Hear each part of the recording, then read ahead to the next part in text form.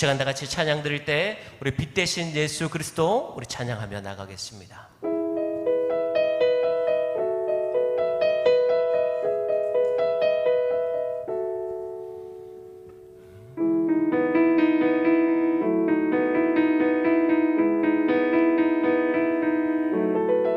우리 빛 대신 주, 빛 대신 주, 어둠 가운데 비추사 내 눈 보게 하소서.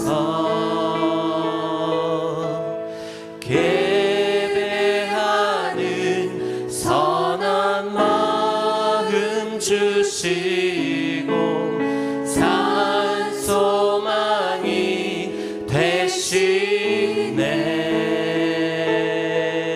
우리 만유의 높임을 받으소서. 주님, 만유의 높임을 받으소서. 영광 중에 계신 주, 겸손하게 이 땅에 임하신 주 높여 찬양하리라.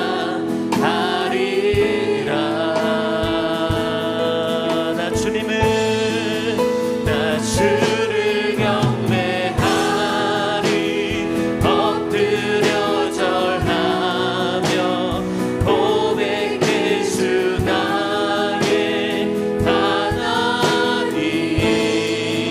오 사랑스러운 주님, 존귀한 예수님, 아름답고 놀라우신 주. 나 주를 경배하리. 엎드려 절하며 고백해 주 나의 하나님. 오 사랑스러운 주님, 존귀한 예수님, 아름답고 놀라우신 주. 우리 다시 한번 빛 대신 주님을 찬양합시다. 빛 대신 주, 어둠 가운데 비추사 내 눈 보게 하소서.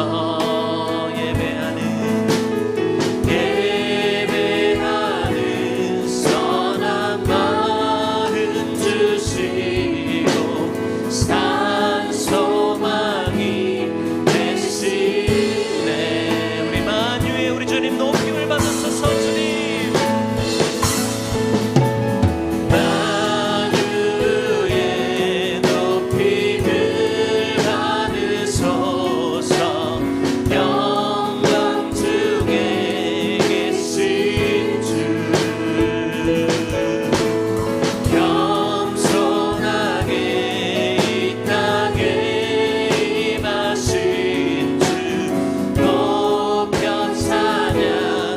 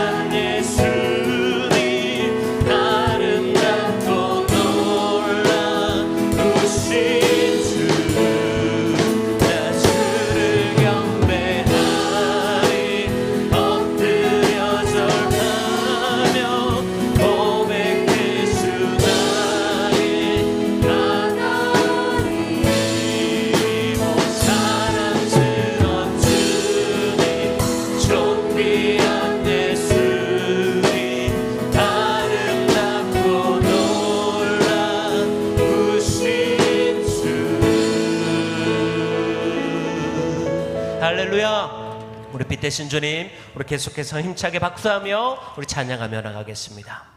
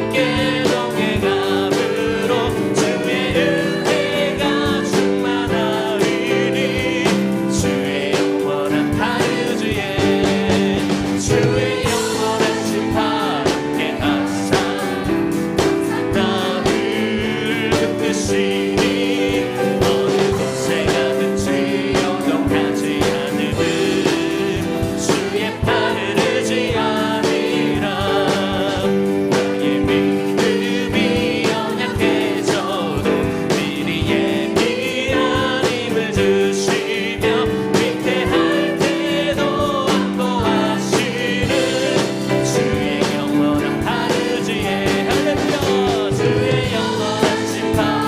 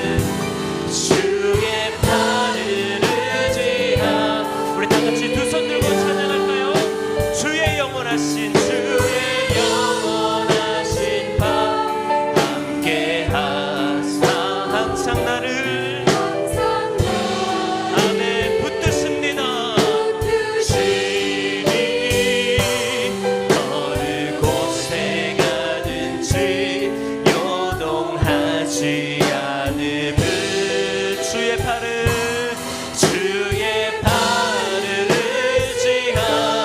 의지함이라. 할렐루야. 우리를 지키시는 하나님께 우리 감사의 박수를 올립시다. 할렐루야.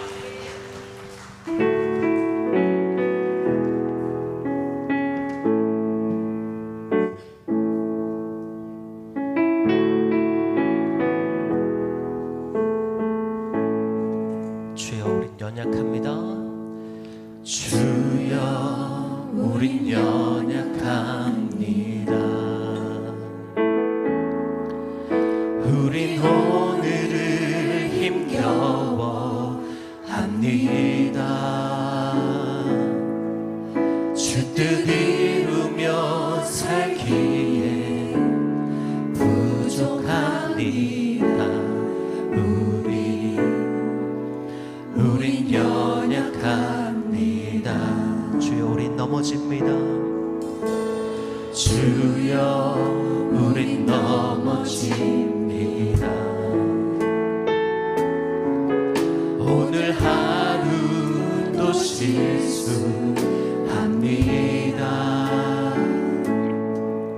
주의 긍휼을 구하는 죄인입니다.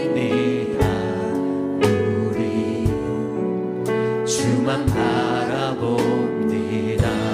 한없는 주님의 은혜, 한없는 주님의 은혜, 온 세상 위에 넘칩니다.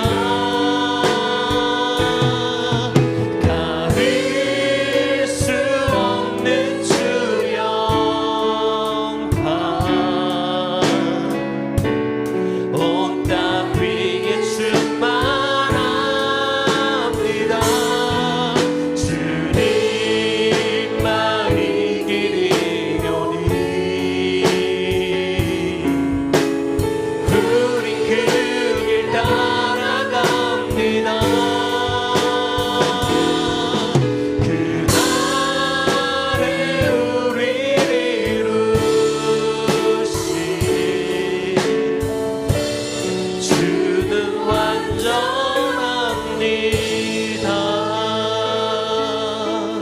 우리 시간 다 같이 합심으로 우리 통성으로 기도하며 나가길 원합니다. 주님, 나는 너무나도 약하고 나는 너무나도 연약하여서 매일 넘어지며 똑같은 실수를 반복하며 우리 삶 가운데 힘겨워 살아나갑니다.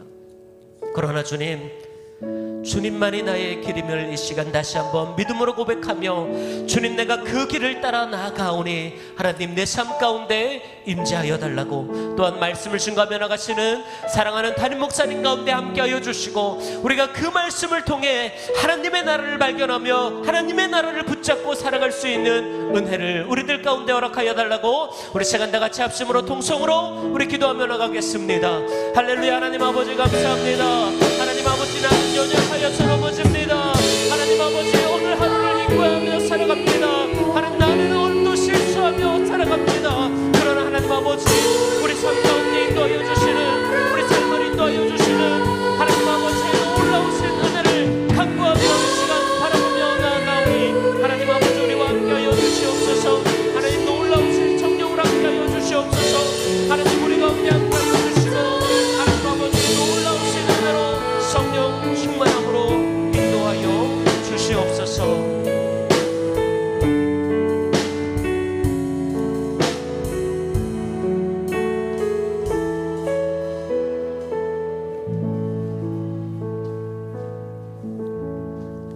여호와는 높은 나무를 낮추고 낮은 나무를 높이며 푸른 나무를 말리고 마른 나무를 무성하게 하는 줄 알라.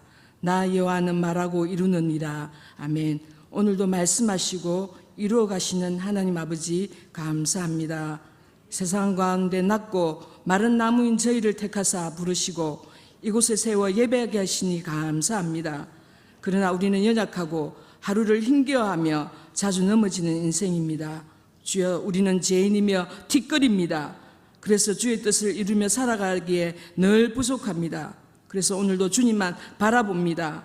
주님의 한없는 은혜로 우리를 인도하여 주시옵소서. 성민 성도들에게 성령 충만을 주셔서 한 영혼을 위해 함께 달려가게 하시고 우리를 통해 거룩한 믿음의 다음 세대를 세워가도록 인도하여 주시옵소서.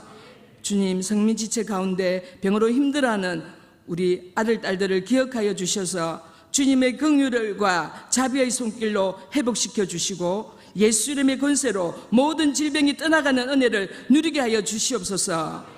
특히 주님, 오늘 이 나라에 일꾼을 세우는 선거가 있었습니다. 아합 시절의 오바다처럼 여호와를 지극히 경외하며 맡겨주신 자리에서 최선을 다해 섬기고 나라와 민족을 사랑하는 정직한 사람들이 세워지기를 원합니다. 주님, 그런 자들이 요직에서 하나님 뜻을 이루어가도록 은혜 내려 주시옵소서. 주님, 이 시간에 우리 목사님을 통해 말씀하시고 이루시는 하나님 말씀을 듣겠습니다. 성령님 함께하여 주시고 듣는 저희들에게도 나에게 주시는 말씀을 발견하는 시간이 되게 하여 주시옵소서. 오늘 각자에게 주시는 말씀을 듣고 기도하며 진실하게 행하는 성도들이 다 되게 하여 주시옵소서. 감사드리며 우리 주 예수 그리스도 이름 받들어 기도드립니다.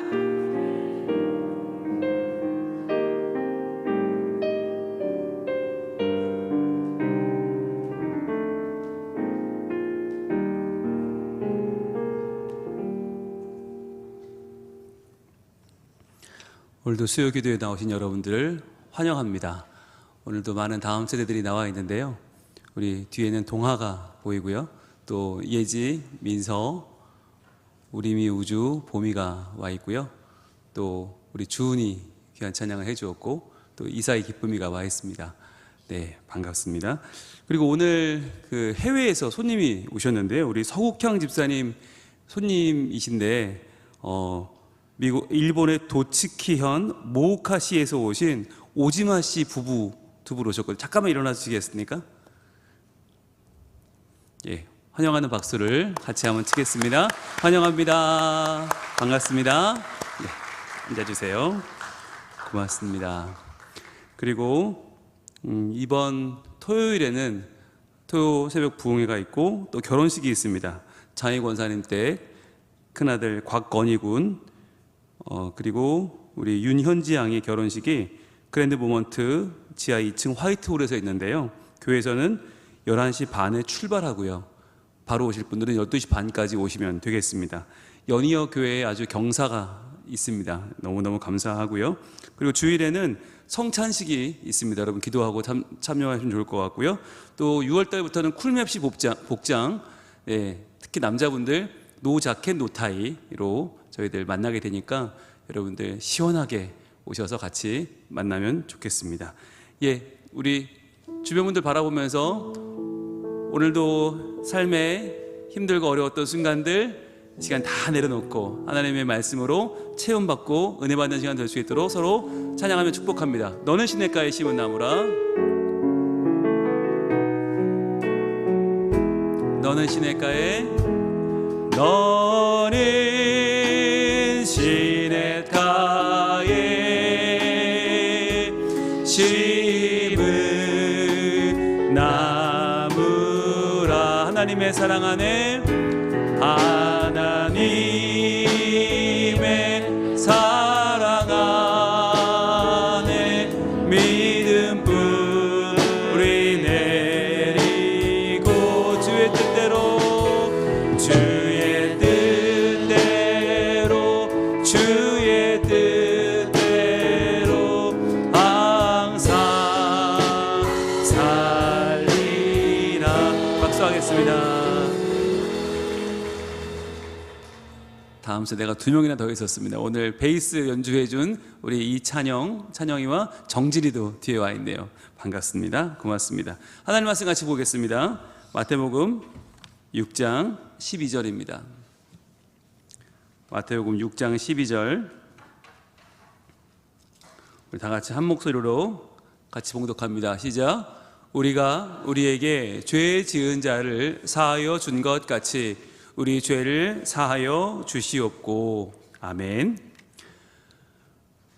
오늘은 마태복음 강해설교 291번째 시간입니다. 우리 죄를 사하여 주시옵고. 우리 죄를 사하여 주시옵고라는 7번째 하나님의 말씀을 증거하겠습니다. 지난주에 우리가 이 죄에 대해서 이야기하는 것이 과연 오늘날 이 현대인들에게 어떤 영향을 미치는가라고 하는 이야기를 나눴거든요. 많은 분들이 행복에 대해 이야기하기를 좋아하고 번영이나 발전에 대해서 이야기하는 걸 좋아해요. 죄에 대해 이야기하는 거 아무도 좋아하지 않죠.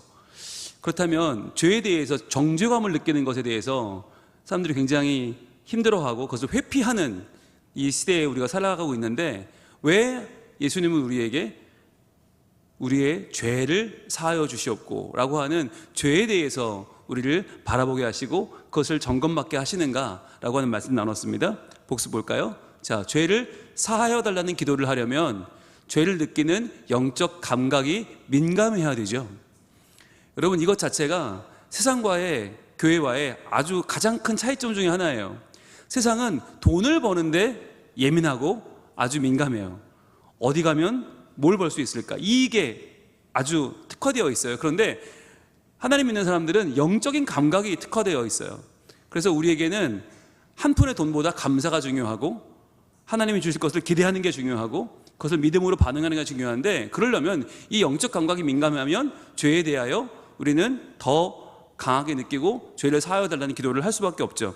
자, 그래서 죄에 대해 생각하면 우리는 후회와 죄책감이 앞선다고 했어요. 내가 왜 그랬을까라고 하는 내 죄에 대한 후회가 밀려오고, 그런데 내가 그래도 그 죄를 책임져야 되지 않을까라고 하는 죄책감이 있다고 생겨난다고 했죠. 이것은 우리 삶을 부정적으로 이끄는 건 아닐까라고 하는 생각을 우리가 해봤습니다. 우리의 죄에 대한 생각, 죄에 대한 집착은 과연 우리를 부정적으로 이끄는 것인가 라고 하는 거죠.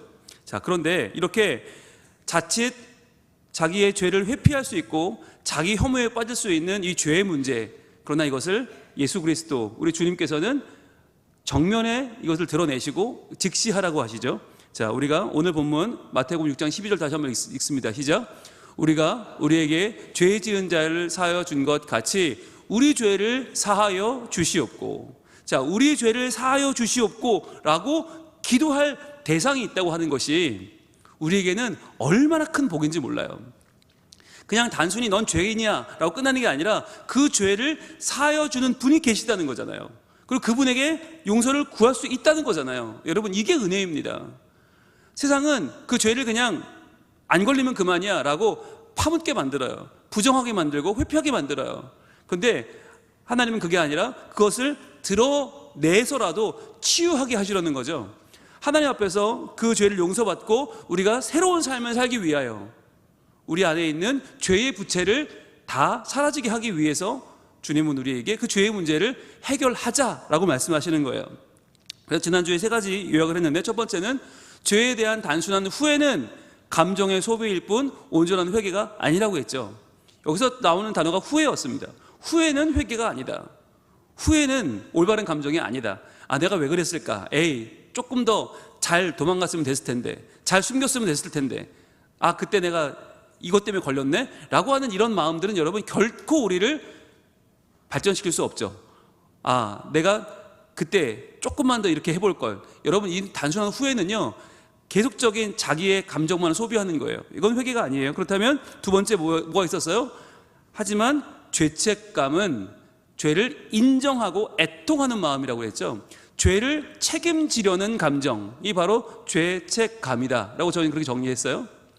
그러니까 죄에 대해서 느끼는 모든 감정이 다 나쁜 게 아니라, 다 부정적인 게 아니라 내 죄를 책임지려는 감정, 내 죄를 책임지려는 마음, 그래서 인정하고 애통하며 이제는 방향을 바꾸어 내 삶을 새로운 방향으로 나아가도록 나의 삶을 책임지는 발걸음이 중요하다라는 말씀을 나눴습니다. 그래서 여러분, 죄책감이라고 할 때 이걸 세상에서는 안 좋은 단어처럼 써요. 제발 죄책감 좀 내려놔. 더 이상 죄책감에 빠질 필요 없어. 세상은 그렇게 말합니다. 그런데 거기서 해결된 게 있나요? 없어요. 여러분, 죄책감을 내려놓고 그냥 아닌 것처럼 사는 게 다가 아니라 그건 계속 우리를 갉아먹는 거죠. 죄에 대한 책임을 지는 마음이 필요한데, 자, 그래서 세 번째, 후회는 나를 묶지만 죄책감은 나를 변화시킨다. 이게 핵심이었어요. 후회는 나를 계속 묶어두어요. 부정적인 감정에 묶고 나의 잘못된 과거에 자꾸 나를 묶어두어요. 하지만 죄책감은 나를 변화시키고 온전한 죄책감은 죄를 이겨낼 수 있는 본격적인 능력이 된다. 여러분, 죄에 대해서 후회만 하면 그 죄를 반복하게 되어 있어요. 내가 그 죄를 이길 수 없거든요. 하지만 죄에 대해서 우리가 죄를 책임지는 감정을 느끼고 죄책감을 느끼고 하나님 앞에 나가서 그 죄를 용서를 구하면 우리가 하나님이 그 죄를 용서하셨음을 믿고 다시는 그 죄에 지지 않고 이제는 한 걸음 더 나갈 수 있는 능력을 얻게 되는 것이죠. 그래서 우리가 죄책감이라고 하는 것이 정죄감이 아니라 이것은 거룩한 하나님 주시는 우리 안에 변화의 시작이다라고 하는 이야기를 지난주에 나눴습니다. 자, 이제 오늘은 거기서 조금 더 나가 볼 텐데요. 이 후회와 죄책감의 차이가 결국 무엇을 좌우할까? 가장 중요한 하나님의 말씀을 받는 태도를 좌우합니다. 이게 그냥 나의 감정으로만 끝나면 괜찮아요. 그러나 그게 아니라 하나님 말씀을 받을 때 여러분, 말씀을 들으면 뭐가 떠올라요? 말씀을 들으면 나의 연약함이 떠오르게 되고요, 나의 부족함이 떠오르게 되고요. 그럼 어떤 마음이 들까요? 목사님이 마치 내 얘기를 하는 것 같아요. 설교자가 내 얘기를 하는 것 같아요. 여러분, 설교자가 가장 좋아하는 회중은 누굴까요? 설교자가 가장 좋아하는 회중은 말씀을 내 이야기로 받는 회중이에요.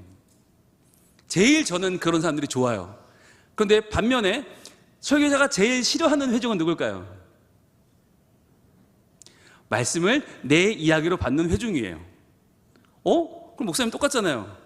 제일 좋아하는 사람도 말씀을 내 이야기로 받는 회중이고 제일 싫어하는 사람도 말씀을 내 이야기로 받는 회중이에요. 무슨 차이가 있을까요? 제가 좋아하는 회중은 말씀을 매번 나의 이야기로 받는 회중이에요. 모든 말씀을 나에게 주시는 말씀으로 알고 받으면 그분은 저는 제일 좋아하고 그분은 너무너무 바람직한 분이죠. 이 말씀은 나를 주에 주시는 말씀이야. 그러나 제가 제일 두려워하는 회중은 어쩌다 그런 느낌을 갖는 회중이에요.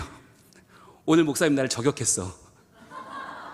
목사님 나 들으라고 하는 소리야. 저 소리는 나를 콕 찍어서 나를 그냥 가만 안 두려고 하시는 말씀이야. 나 오늘 기분 되게 나빠. 교회 안 다닐 거야. 이런 분들이 제일 힘들어요. 그러니까 여러분, 말씀이 어쩌다가 저거 나한테 들으라는 건가? 이렇게 다가오면 안 되고 매주일 이 말씀은 내 거야. 이 말씀은 내가 받아야지. 그래, 내가 새로워져야지. 이 말씀은 나에게 주시는 거야. 여러분, 이렇게 받는 삶의 차이가 어디 있을까? 그게 바로 오늘 다루려는 내용인데요. 자, 내용 들어갑니다. 후회와 죄책감을 올바로 이해하면 하나님의 말씀을 받는 자세도 달라질 수밖에 없다. 이게 가장 중요한 오늘 핵심이에요. 말씀을 아무리 잘 전해도 받는 사람의 자세가 안 좋으면 여러분, 그 말씀은 내 안에서 살아날 수가 없어요. 말씀이 말씀될 수 없어요. 하나님이 될 수 없어요. 놀라운 거죠. 여러분, 말씀을 통해서 우리는 하나님을 모시고 그 임재를 경험하고 하나님의 능력을 힘입는데 말씀이 내게 들려오지 않을 수 있단 말이에요. 후회와 죄책감을 제대로 이해할 수 없단 말이죠. 그래서 우리는 말씀을 받고 우리 죄가 떠오를 때, 나의 연약함이 떠오르고 나의 부족함이 드러날 때 과연 후회로 그것을 거부하는가, 아니면 죄책감을 가지고 온전히 그것을 회개하고 새로워지려고 노력하는가, 이게 아주 큰 차이인 거예요. 죄에 대해 단순히 후회하는 사람은 그 죄를 자꾸 덮으려고 그래요. 그러니까 그 죄에 대한 이야기가 나오는 때 그것조차 듣기 싫은 거예요. 그래서 그냥 거부해버려요. 외면해버려요. 회피해버려요. 여러분, 그렇게 되면 아무것도 해결되지 않아요. 그런데 죄책감, 죄에 대한 책임지려는 감정을 갖는 사람은 그 말씀을 들을 때 내가 오늘도 저 말씀을 통해서 내가 새로워져야지 라고 회개할 수 있어요. 그게 어마어마한 차이고, 그렇게 말씀을 받는 사람은 하나님께 더 가까이 나아가는 영적인 발전을 이루는 것이죠. 자, 오늘 첫 번째, 우리는 말씀을 통해 죄를 지적받을 때 이건 누군가 날 지적해서가 아니라 영적인 민감성으로 반응할 수밖에 없는 거예요. 성경에 나오는 수많은 사람들의 연약한 모습이 그게 그들만의 모습이 아니잖아요. 그게 나잖아요. 아합 왕이 나고 이스라엘 백성이 나고 바리새인 율법학자가 나예요. 여러분, 이걸 통해 내가 영적으로 지적을 받을 때 마음이 깊이 찔림을 받아요. 찔려요. 이게 정상인 거예요. 그런데 찔리면 그냥 세상에서 한 소리 들으면 에이 그런가 보다 넘길 수 있지만 하나님의 말씀이 되게 와닿을 때 우리는 버틸 수 없는 지경에 이르게 되죠. 여기까지는 모두가 똑같고 정상이에요. 자, 그런데 이렇게 될 때 어떻게 반응하느냐? 우리는 숨겨진 죄가 드러날 때, 내 죄가 드러나게 될 때 마음이 베이는 느낌을 받고요.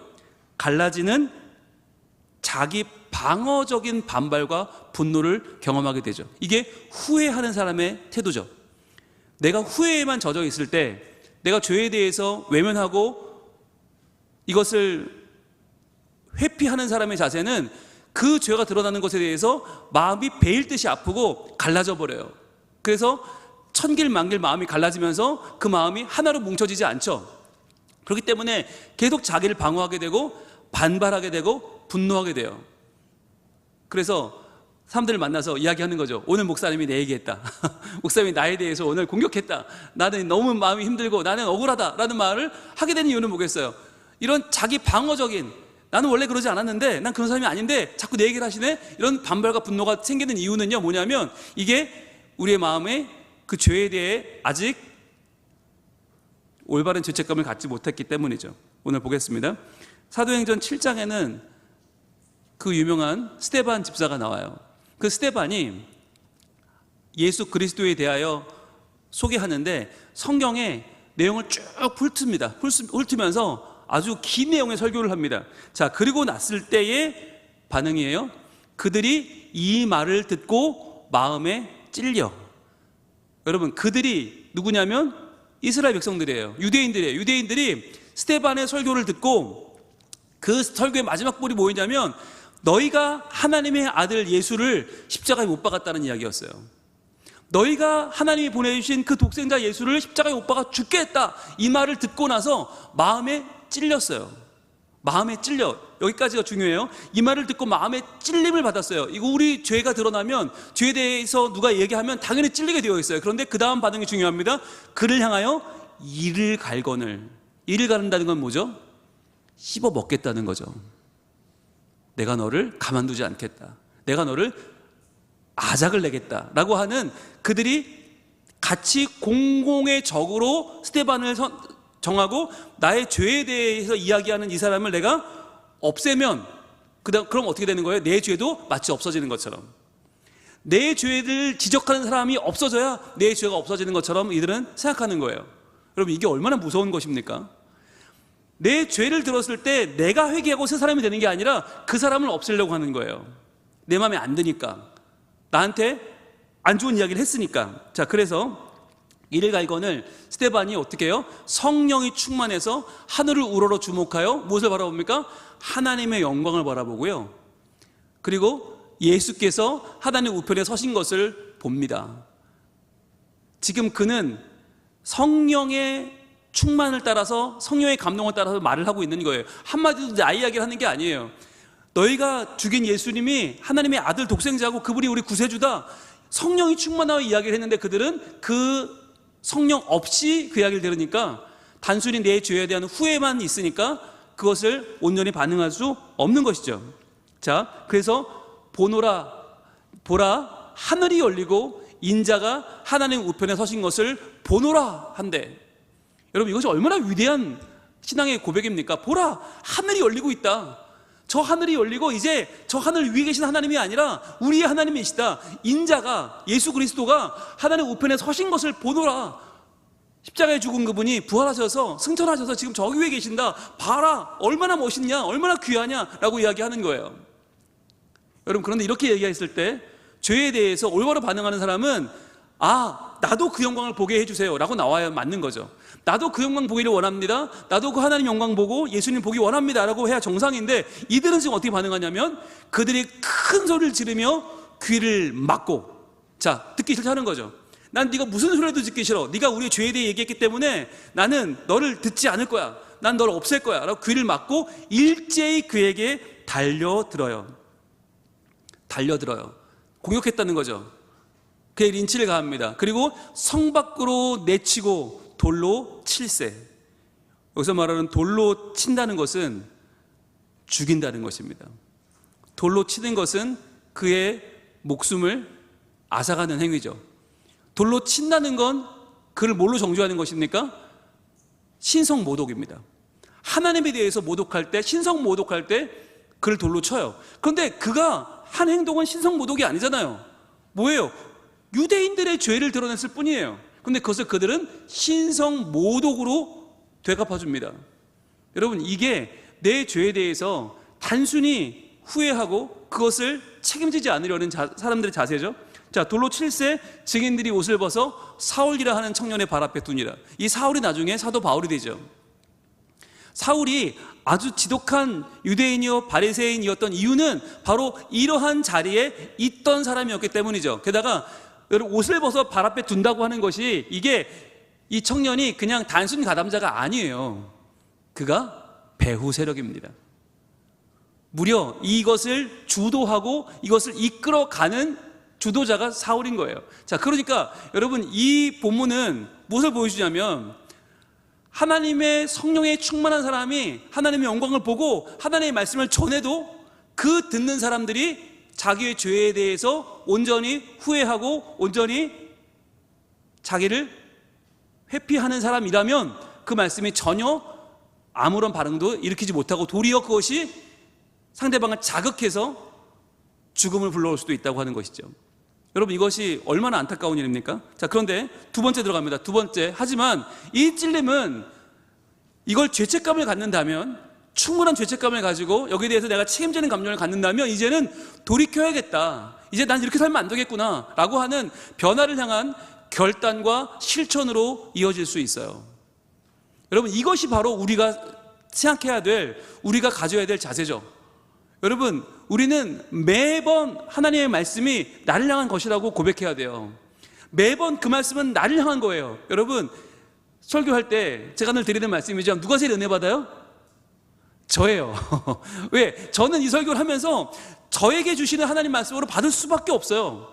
왜냐하면 여러분은 오늘 이걸 처음 듣지만 저는 한 주간 내내, 오늘 설교 같은 경우는 3주간 묵상했거든요. 3주 전에 완성했으니까. 그럼 3주간 묵상하면서 계속 이 말씀을 가지고 내가 어떻게 살아야 되는가, 때로는 정말 참을 수 없는 부끄러움도 있고요, 견딜 수 없는 자괴감도 와요. 내가 과연 이거밖에 안 되나? 여러분, 그런 마음 가운데 살면서 뭘 할까요? 자꾸만 이 말씀으로 나를 돌아보는 거예요. 이 말씀을 내게 적용해 보는 거예요. 그러면은 내가 이렇게 살면 안 되겠구나, 하나라도 달라져야지 라고 하는 마음이 계속적으로 움직이게 되겠죠. 여러분에게도 이러한 말씀이 내게 생생하게 다가오는 복이 있기를 축원합니다. 그게 없다면 미안해요, 여러분 지금 시간 낭비하시는 거예요. 여기 와서 앉았는데 나와는 관계없는 그냥 온 인류에게 주시는 하나님의 그냥 거룩한 말씀을 오늘 듣고 왔다? 여러분, 그건 여러분에게 아무런 도움이 안 돼요. 그러나 여러분이 이 시간에 나에게 주시는 하나님의 말씀이고, 나 찔림을 받고 돌이켜야겠구나, 내가 새로워져야겠구나, 이렇게 살면 안 되겠구나 라고 하는 마음을 가지고 이제는 달라지기 위한 결단과 실천으로 나갈 수 있다면 여러분은 오늘 잘 오신 것입니다. 오늘 이 휴일날 얼마나 좋은데 많이 가셨겠어요. 다들 다른 분들 보면 얼마나 정말 자기의 기분과 자기의 재미를 추구하는 환락과 쾌락의 자리를 가셨겠어요. 그러나 여러분 여기 오셨어요. 왜요? 오늘 내가 들을 말씀이 있는 거예요. 오늘 나를 하나님 말씀으로 찔러주시고 그 말씀으로 나를 새롭게 하시려는, 조금이라도 하나님을 닮아가는 하나님의 자녀로서 온전하게 나를 만들어가려는 하나님의 의지가 있는 것입니다. 자, 그래서 오늘 그 다음 말씀 이렇게 이어지죠. 자, 날 향한 하나님의 사랑과 성령의 역사를 믿는다면, 여러분 이거 믿으시잖아요. 날 향한 하나님의 사랑을 믿으시고 또 성령님의 역사를 믿으시죠. 그렇다면 죄가 나를 더 이상 묶어둘 수 없는 거예요.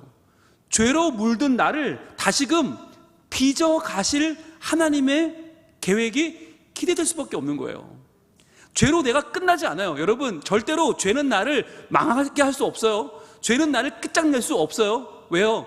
예수님이 이미 모든 죄를 이기셨기 때문에, 모든 죄의 권세를 이기셨기 때문에 죄는 우리를 어찌할 수 없어요. 그러나 죄는 거짓말을 좋아합니다.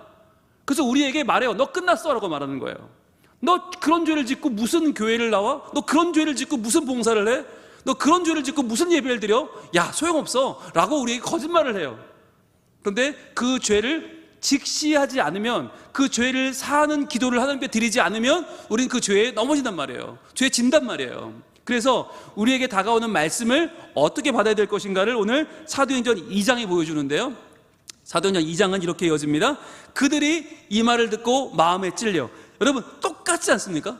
그 앞에 나왔던 사도행전 7장과 사도행전 2장은 똑같아요. 그들이 이 말을 듣고 마음에 찔려. 똑같아요. 여기까지 한 글자도 안 달라요.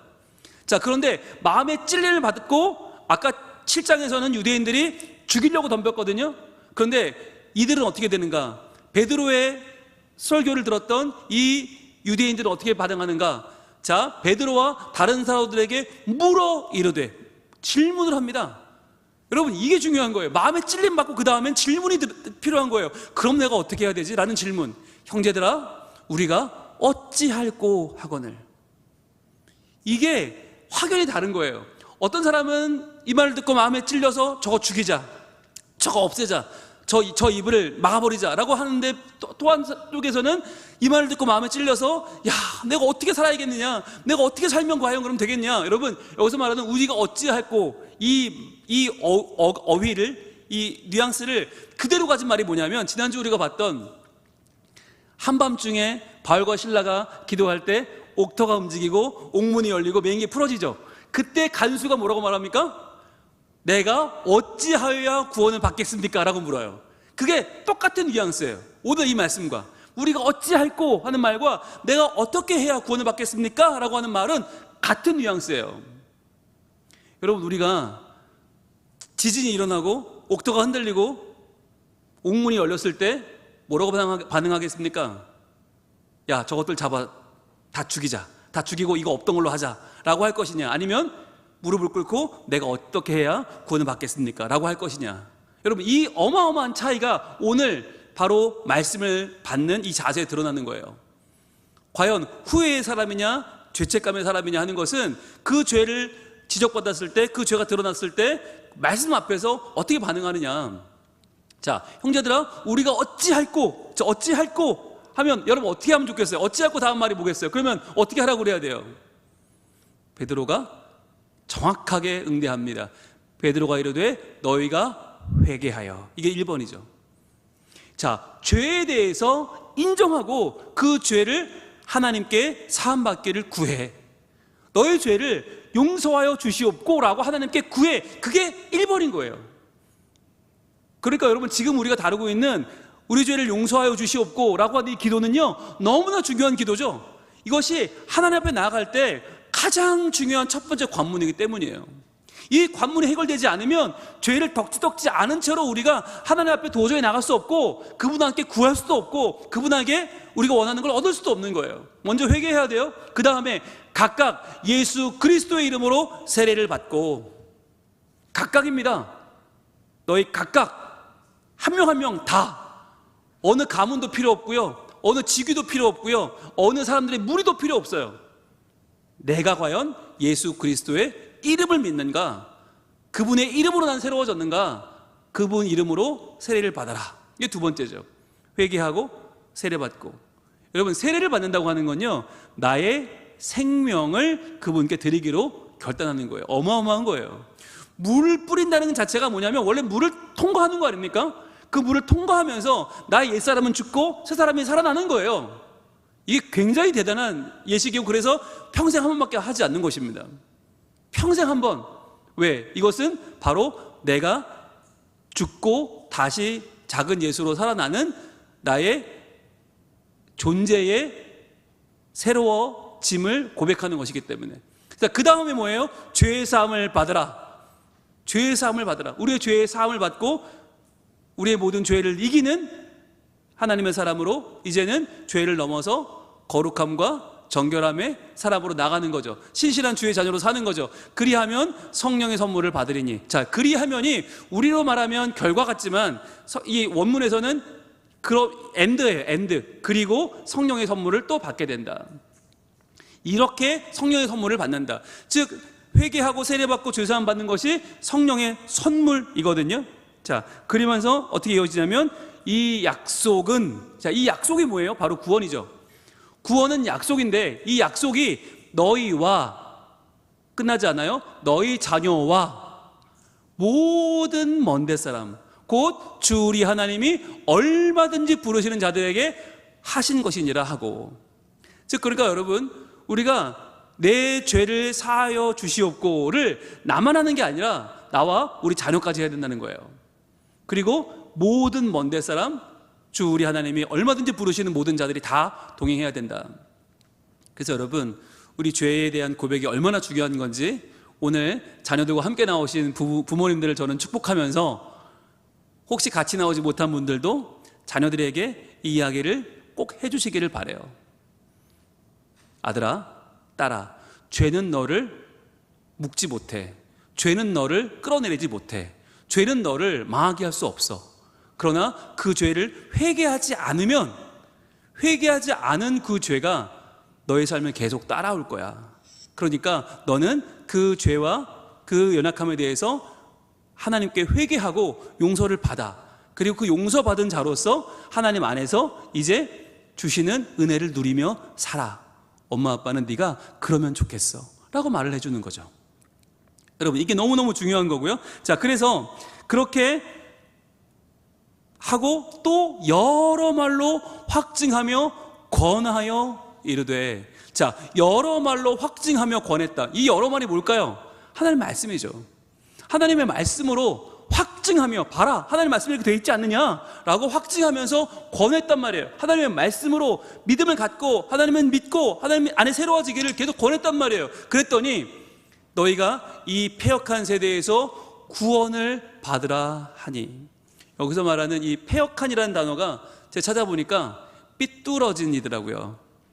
뭐가 삐뚤어졌냐면 이 목수들이 나무를 고를 때 나무가 좀 반듯해야 쳐내고 쓰잖아요. 그런데 이 나무 자체가 워낙 뒤틀려 있으면, 삐뚤어져 있으면 어떻게 돼요? 쓸모가 없는 거예요. 그런 거는 그냥 장작으로 던지는 거죠. 바로 이렇게 이 세대가 지금 비뚤어져 있다는 거예요. 저는 이 비뚤어져 있다고 하는 이 단어를 보면서 오늘날 죄에 대해서 반응하는 우리의 모습이 떠올랐어요. 오늘 죄에 대해 반응하는 모습 보면 다 비뚤어져 있어요. 야, 죄 그냥 그거 좀 봐주면 안 돼? 야, 그냥 없다고 그러면 안 돼? 그거 굳이 드러내야 돼? 그런 얘기를 해야 돼? 야, 여기서 꼭 이런 얘기를 해서 우리가 의의를 상해야 돼? 죄에 대해 이야기하는 걸 그 누구도 용납하지 않아요. 그 누구도. 왜 그럴까요? 우리는 그 죄를 이길 능력이 없기 때문이죠. 그래서 예수님이 우리에게 오신 거예요. 죄에 대해 우리는 감당할 수 없어요. 그래서 예수님이 오신 거예요. 그래서 우리를 위해 십자가에 죽으셨고 우리를 위해 죽으시고 부활하셨죠. 여러분, 우리는 죄에 대해서 그 어떤 자격도 없어요. 자격이 없는 우리에게 은혜로 우리의 죄를 사해 주시는 하나님을 의지할 수 있길 바랍니다. 그렇게 받는 게 구원이란 말이에요. 그게 구원이에요. 이 패역한 세대에서 우리는 구원받을 길이 없는데 우리가 더 열심히 살아서, 더 깨끗하게 살아서, 그들과 다르게 살아서, 아니요, 그걸로는 구원받을 수 없어요. 그러나 그 가운데서 우리가 죄를 고백하고 용서를 구할 때 우리가 구원을 받는단 말이에요. 그랬더니 중요한 거, 그 말을 받은 사람들은, 그 말을 거부했던 사람들은 도리어 때려 죽였죠. 그러나 그 말을 받은 사람들은 세례를 받음에 이날에 신도의 수가 3,000이나 더하더라. 저는 이 말씀이 우리에게 주시는 소망이라고 믿어요. 그 말씀을 받은 사람이 3,000명이 되었다. 즉 나에 대한 죄를 있는 대로 인정하고 고백하고 그 죄를 뛰어넘는 삶을 살기로 결단한 사람이 3,000명이었다는 거잖아요. 여러분, 그런 사람들이 교회에 들어왔으니까 부흥이 된 거예요. 그런 사람들이, 죄를 이겨낸 사람들이 교회 안에 왔으니까 초대교회가 부흥이 된 거예요. 지금은요 3,000명 된 교회가 있어요. 그런데 초대교회만큼 능력이 있느냐? 없어요. 왜요? 죄를 직시하지 않으니까. 나의 죄에 대해서 있는 그대로 고백하고 그 죄에 대해서 용서를 받아야 한다고 느끼지 않으니까 그냥 3,000명이 모여 있으니까 무리인 거예요. 3,000명이 제자가 아니에요. 사도도 아니에요. 그냥 무리예요. 무리. 3,000명만 그래요? 3만 명 교회는 없어요? 10만 명 교회는 없어요? 그런데 아무 능력이 없어요. 왜요? 죄에 대해서 그 누구도 지적하지 않고 죄를 직시하지 않고 죄를 인정하지 않고 용서를 구하지 않고 그냥 덮어놓고 살기 때문에 그러면 거기는 죄가 해결되지 않은 무덤인 것입니다. 그러나 이 당시 3,000명, 그 3,000명은 바로 죄를 회개하고 세례받고 죄사함을 받고 하나님 앞에 나와서 구원을 받은 사람들이기 때문에 이 3,000명이 전 세계를 흔든 거죠. 그 3,000명이 뭘 했어요? 그들이 사도의 가르침을 받았어요. 하나님의 말씀으로 가르침을 받고 서로 교제하고 떡을 떼며 기도하기를 힘쓰니라. 여러분, 이것이 우리가 어찌할꼬에 대한 답변이에요. 우리가 어찌할꼬? 그러면 회개하고 세례받고 죄사함 받고 성령을 선물로 받아서 구원을 받고 권함을 받고 가르침을 받고 교제하며 기도하는 삶을 살아가는 것. 여러분, 이 모든 삶은 그냥 교회에 왔으니까 하는 삶이 아니고요. 이 모든 삶은 바로 우리를 구원하시는, 우리 죄를 이기고 죄를 넘어 살게 하시는 하나님의 은혜의 자리입니다. 그것을 우리가 경험하고 그것을 우리가 살아내는 것이죠. 마지막으로 세 번째인데요. 자, 후회는 나를 과거에 주저앉게 만들어요. 후회는 죄를 두려워하게 하고 죄에 대한 지적을 들으면 화가 나고 분노하게 만들어요. 그렇지만 죄책감은요, 살아있는 오늘, 내가 살아있는 오늘의 삶과 또한 내가 앞으로 살아갈 내일의 삶을 기대하게 해요. 여러분, 이게 중요한 거예요. 죄책감, 죄를 책임을 감당하는 이유는 뭐예요? 나의 오늘이 하나님을 의지하는 올바른 삶이 되기 위한 거예요. 그리고 나의 내일이 하나님의 죄를 넘어선 더 하나님께 온전히 쓰임받는 내일이 되기를 기대하는 마음이 내게 찾아오는 거예요. 그게 죄책감이 가져오는 영향력이에요. 여러분, 죄를 책임진다는 것은 무엇입니까? 오늘 내가 죄보다 더 크신 하나님을 의지하고 사는 거예요. 내가 오늘 내 죄보다 더 거룩한 일을 감당하며 살겠다는 다짐이에요. 그러니까 나의 오늘과 나의 내일이 새로워질 수밖에 없는 거예요. 바꿔 말하면 여러분, 죄책감을 온전히 갖지 못하면 나의 오늘은 그저 그런 삶으로 끝나고 나의 내일도 전혀 발전이 없어요. 그런 삶이라면 여러분, 오늘이 어제 같고 내일도 오늘 같다면 우리의 삶은 얼마나 보잘것없는 것이 되겠습니까? 오늘 하나님이 죄에 주목하시는 이유는요, 정죄가 아니에요. 오해하지 마세요. 왜 자꾸 교회는 죄에 대해 얘기하는가? 나의 죄를 드러내기 위한 게 아니고요, 그 죄를 공격하는 게 아니고요, 우리를 거룩한 생명으로 자유하게 하려고. 이제는 완전히 죄를 뛰어넘고 죄를 이겨낸 하나님 백성으로서 내 죄를 다루시는 하나님, 그분의 거룩한 손길이 내게도 임해서 이제는 나도 거룩한 생명이 되어 자유한 삶을 살게 하시려고 하나님은 오늘 우리에게 우리 죄를 사하여 주시옵고 라는 기도를 드리게 하는 것입니다. 그래서 오늘 우리가 이 기도를 또 드릴 텐데, 그 기도를 할 때 하나님, 제가 다시는 죄에 매여 살아가는 인생 되지 않게 하시고, 말씀을 들을 때 그 죄가 찔려서 죄가 아파서 그것을 거부하고 도망치는 인생이 아니라 주님, 그 죄를 넘어가게 하시는, 그 죄를 이겨내게 하시는 하나님의 능력을 붙잡게 하여 주시옵소서. 그게 하나님의 말씀이죠. 오늘 히브리서 4장은 이렇게 말씀합니다. 하나님의 말씀은 살아있고 활력이 있어서, 예전 번역에는 운동력이 있다고 그랬어요. 그게 무엇입니까? 효력이죠. 효력이 있어요. 살아계신 하나님의 말씀이기 때문에 살아있는 말씀이고요, 하나님은 지금도 우리 삶에서 역사하시기 때문에 활력이 있어요. 자, 좌우에 어떤 검보다도 예리하대요. 옛날에 좌우에 날이 있는 검을 누가 썼냐면 제사장이 썼어요. 제사장들이 제물에 칼을 넣어서 그 제물을 나눌 때 그때 양쪽에 칼이 있는, 날이 있는 검을 썼거든요. 그 검보다도 더 예리한 검이 바로 하나님의 말씀이라는 거예요. 혼과 영과 및 관절과 골수를 찔러 쪼개기까지 한다. 여러분, 그러니까 말씀을 들을 때 우리의 마음에 찔리는 건 당연한 거예요. 말씀을 들을 때 내가 이렇게 살아도 괜찮은가? 라는 마음이 드는 건 너무나 당연한 일이에요. 왜? 하나님 말씀이 내 안에 가장 어떤 것이 있는지를 아시기 때문에, 무엇이 필요한지를 아시기 때문에 가장 적절한 곳을 찌르시는 거예요. 여러분, 제사장들은 아무데나 푹푹 찌르지 않아요. 가장 필요한데, 가장 적절한 데를 찔러서 그 재물을 해체합니다. 자, 쪼개기까지 하며 그 다음 말씀 뭐라고 해요? 또 마음의 생각과 뜻을 판단하나니. 우리의 죄가 시작되는 출발점이 거기잖아요. 우리의 마음, 우리의 생각, 우리의 뜻, 그것을 하나님이 판단하신다. 여러분, 이것을 우리가 판단하는 주체가 아니라는 거예요. 내가 그래 이 정도는 괜찮아 라고 내 죄를 합리화하는 게 아니고요. 그래 남들도 다 이러는데 뭐 괜찮아 이렇게 나를 그냥 툭툭 쳐주는 게 아니고, 격려하는 게 아니고, 내 마음과 생각과 뜻이 과연 올바른 것인지를 하나님이 판단하신다는 거예요. 지으신 것이 하나도 그 앞에 나타나지 않음이 없다. 여러분, 우리가 한 모든 행동은 하나님 앞에 다 드러나게 될 것입니다. 전부 드러나게 될 것입니다. 그 앞에 하나도 나타나지 않음이 없어요. 자, 그렇고 우리의 결산을 받으실 이의 눈앞에 만물이 벌거벗은 것 같이 드러나느니라. 여기서 중요한 단어가 나오는데 결산이란 단어인데요, 결산이란 단어 원어가 여러분 아시는 단어예요. 잘하는 단어예요.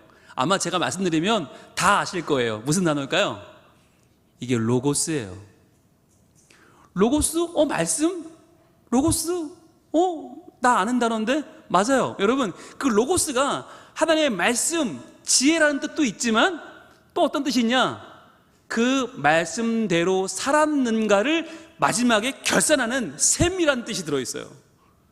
그러니까 히브리어는, 헬라어는 단어가 철학적인 단어이기 때문에 그 안에 참 많은 단어가 농축되어 있는데, 이 로고스라는 단어는 그 안에 뭐가 들어있냐? 로고스, 말씀대로 살았는가를 마지막 날에 셈해 보게 된다는 뜻이 들어있어요. 그래서 이 우리의 로고스를 받으실 이의 눈앞에 이것을 결산이라고 번역하는 것입니다. 과연 하나님이 받으신, 하나님이 주신 그 말씀대로 우리가 받아서 살았는가? 라고 하는 것이 우리 하나님 앞에 만물이 벌거벗은 것 같이 드러날 것이다. 여러분, 우리는 매번 로고스를 받습니다. 오늘도 우리는 로고스를 받았어요. 말씀을 받았어요. 그런데 말씀을 받고 그 말씀을 받은 자답게 그 말씀에 내 삶의 셈을 치르며 살고 있습니까? 아니면 말씀은 말씀이고 나는 여전히 나를 합리화하며 나를 우선시하며 자기중심적으로 살고 있습니까? 오늘 중요한 건 그 차이입니다. 오늘 결론은 이렇게 마무리를 짓습니다. 좋은 말씀 잘 들었습니다 로 끝나지 말자는 것이에요. 좋은 말씀 잘 들었습니다 이렇게 끝나버리면요, 여러분, 우리는 정체되는 게 아니라 더 후퇴되는 거예요. 왜냐하면 이런 말씀 또 들어도 난 안 바뀔 거니까, 이런 말씀을 또 들어도 난 그냥 예전같이 넘어갈 인생이 되기 때문에 여러분, 이것은 정체가 아니라 퇴보되는 것입니다. 이제는요, 찔림을 회개로 바꿔야 되고요, 이제는 나의 삶의 변화로 이어나가야만 하는 것입니다. 오늘 이것이 우리에게 정말 단순한 찔림이 아니라, 찔림이 분노로 이어지고 그것이 자기 방어로 이어지는 것이 아니라, 그 찔림이 하나님 앞에 넘어지는 회개가 되고 무릎 꿇고 나아가서 내 삶의 변화로 이어지는, 내 삶을 참으로 변화시키는 하나님의 로고스, 그 로고스 앞에서 내 삶의 셈을 해보는 그러한 삶. 그래서 마지막 날 그분 앞에 주신 말씀을 결산하는 그날 내가 받은 말씀대로 내가 살아내었음을 감사하며 하나님을 찬양하는 우리 모두가 될 수 있기를 축복합니다. 찬양하겠습니다.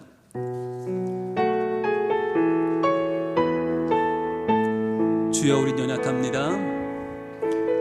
주여, 우린 연약합니다. 우린 오늘 힘겨워합니다.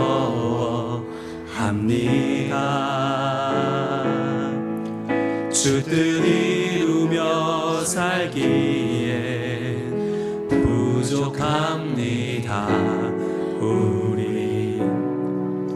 우린 연약합니다. 주여, 우린 넘어집니다. 주여, 우린 넘어집니다. 오늘 하루 또 실수합니다. 주의 긍휼을 구하는 죄인입니다. 우리 주만 받아주십니다. 한없는 주님의 은혜 온 세상 위에 넘칩니다. 가릴 수 없는 주 영광 온 땅 위에 충만합니다. 주님만이 길이오니 우린 그 길 따라갑니다.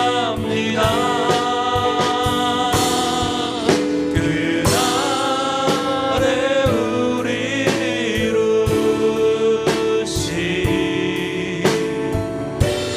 주는 완전합니다. 이 시간 기도할 때 하나님, 죄를 바라보는 나의 시각을 바꿔주시고 죄를 온전히 하나님 앞에 다 버리고 회개하며 용서를 구하기를 원합니다. 더 이상 도망치지 말게 하시고 내 죄 앞에서 공격하거나 분노하지 않게 하시고 주님이 이 죄를 하나님께 인정하고 하나님 앞에 회개함으로 해결받고 그 죄를 넘어 하나님의 거룩한 삶으로 하나님 자녀답게 살아가던 우리가 되게 하여 주시옵소서. 아멘. 또한 이러한 회개가 우리만 아니라 우리 자녀까지도 이어져서 우리 가정이 회개하게 하시고 우리 교회가 회개하게 하시고 아멘. 우리 모두가 하나님 앞에 온전한 회개로 나갈 때에 우리가 죄에 지는 인생이 아니라 죄를 이기고 넘어서 하나님의 거룩하심을 이루는 우리 모두가 되게 하여 주시옵소서. 네. 주여 한번 기도합니다. 주여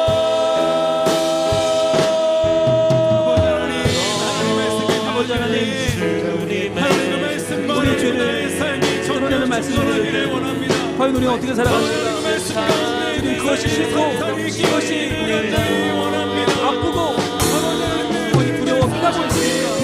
하나님, 아니면 그것조차도 하나님의 귀한 사랑으로 받아들이고 그것을 인정하며 그 위에 더 귀한 주의 삶을 바라보고 있습니다. 똑같은 말을 들었지만 이 말을 듣고 가슴에 찔렸지만 우리가 어찌할꼬 내가 어떻게 하면 구원을 받겠습니까? 라고 하는 우리의 연약함을 인정하고 하나님 앞에 나아가서 우리의 죄를 하나님을 부인하는 우리 모두가 되게 하여 주시옵소서.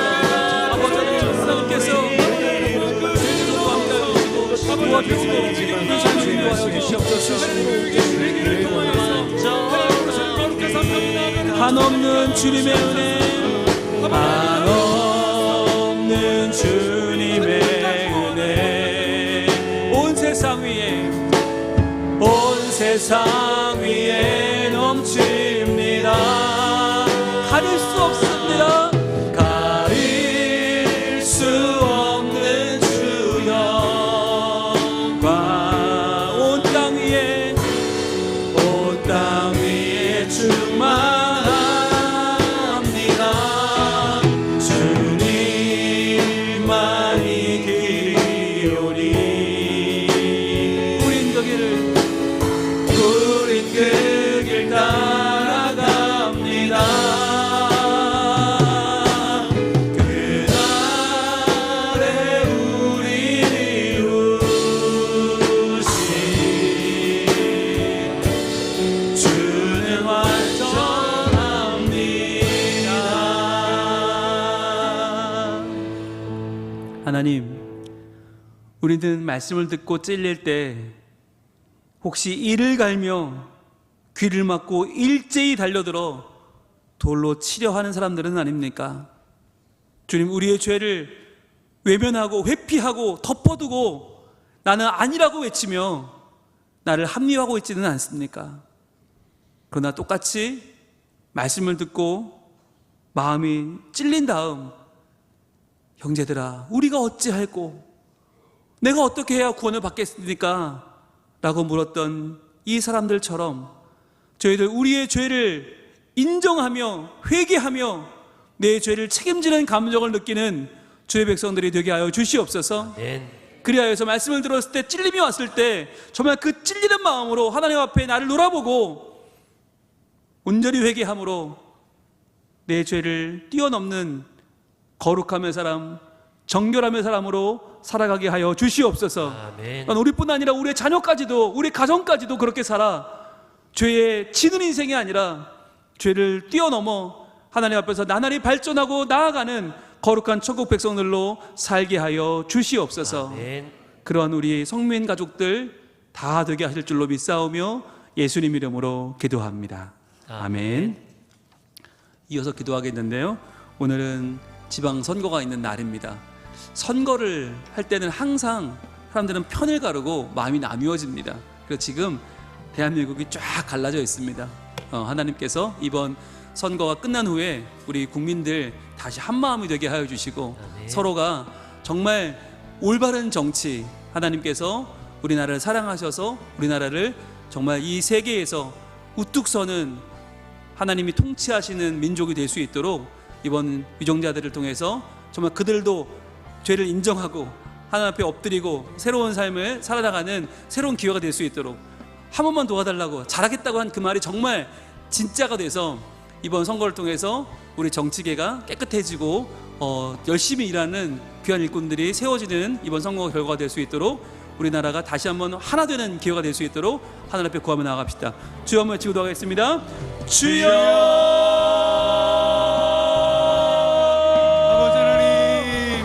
아버지 하나님, 우리 대한민국을 하나님께서 사랑하셔서 오늘 지방선거를 하게 하셔서 감사합니다. 주여, 이번 선거 결과를 통해서 하나님께서 우리나라가 하나 되게 하시고 성도 하나님을 바르게 섬기는 나라가 되게 하시니 주님, 우리 죄를 지어서 돌아가며 있는 이 가운데 합력하는 나라가 되게 원합니다. 하나님 여당도 야당도 서로 힘을 합치게 하시고 주님, 백성이 순결을 알게 하시고 하나님 아버지께서 백성이 두려움을 알게 하시고 참된 주인이 되어 주시고 자기 욕심만을 따르는 정치인이 아니라 권력만을 쫓는 인생이 아니라 하나님께서 다스리시는 나라, 하나님이 원하시는 나라, 하나님이 원하시는 나라가 우리 대한민국 되어줄 수 있도록 하나님 아버지 하여 주시옵소서. 우리들 가운데 놀라운 은혜와 성령의 충만함으로 넘겨 주셔서 모든 위정자들과 대통령과 나를 다스려가는 모든 그 괴로운 가운데 하나님의 죄를 허락하여 주시옵소서. 하나님께서 다스려 주시옵소서. 하나님께서 그들 위해 말씀하시고 굳힘하여 주셔서 하나님 아버지, 우리 모든 국회의원들이 하나님을 두려워하며 하나님 나라를 이루어가며 하나님 아버지께서 원하시는 나라로 이루어지는 하나님 아버지 올바른 정치를 할 수 있도록 주님 역사하여 주시옵소서. 하나님 아버지께 영광 올려드리는 나라가 되게 하여 주시고 성령 하나님 아버지의 놀라우신 은혜가 임하는 귀한 나라 되어줄 수 있도록 주여 하나님 아버지 함께하여 주시옵소서. 하나님 아버지를 두려워하게 하여 주시옵소서. 하나님 아버지께서 주님 그들 마음 가운데 임자여 주셔서 하나님 아버지께서 지혜를 넣어 주셔서 하나님 아버지께서 그들 가운데 임자하시고 그들 가운데 하나님 아버지의 나라를 사랑하는 마음을 허락하여 주셔서 정말 나를 위한 정치가 아니라 국민과 백성을 위한 정치가 되게 하시고 나를 사랑하며 국민을 사랑하며 지방을 사랑하며 지역을 사랑하며 하나님 아버지 그들을 위해 다스려 나갈 수 있는 하나님 아버지 우리 귀한 국회의원들이 마음이 선출되어 줄 수 있도록 즐거운 은혜를 허락하여 주시옵소서. 모든 교육감들과 하나님 아버지께서 은혜를 허락하여 주실 줄 믿습니다. 하나님 아버지께서 도와주시옵소서. 하나님 아버지께서 우리나라를 통치하여 주시옵소서. 하나님의 뜻이 이루어지면 나라가 세워진 역사를 계속해서 기도하며 나가길 원합니다. 우리 사랑하는 담임 목사님과 우리 모든 부교육자들 가운데 성령 하나님 아버지의 놀라우신 은혜와 성령의 충만함과 말씀의 권능과 기도의 권세를 허락하여 주셔서 우리 성민교회를 이끌어가며 각자의 부서를 지도하기에 부족함이 없는 우리 모든 교육자들 될 수 있게 하여 달라고 주 하나님 아버지 또한 우리 섬겨나가는 우리 모든 교사들 또한 섬겨나가는 우리 모든 식당과 주차와 모든 안내 하나님 아버지 봉사자들 가운데 하나님 아버지께서 성령으로 기름 부어주시고 하나님 아버지 맡겨진 사명 잘 감당할 수 있는 성령 충만함의 은혜를 달라고 또한 하나님 한우들 위하여서 기도하도록 하겠습니다. 하나님께서 친히 우리 한우들 하나님 아버지 한 명 한 명 사랑하여 주시고 이번에 있는 우리 한우들 가운데 성령의 거룩하신 은혜와 치료의 강선을 허락하여 주셔서 모든 아픔 가운데서 모든 병마 가운데서 놓여지는 은혜가 있게 하여 달라고 우리 제가 다 같이 주여 이름 한번 간절히 부르짖고 통성으로 기도하며 나가겠습니다. 주여.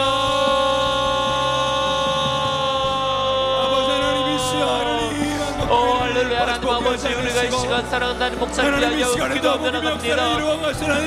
하나님 아버지, 말씀의 권능으로 던집혀 주시옵소서. 성령 충만하게 주님 던집혀 주시옵소서.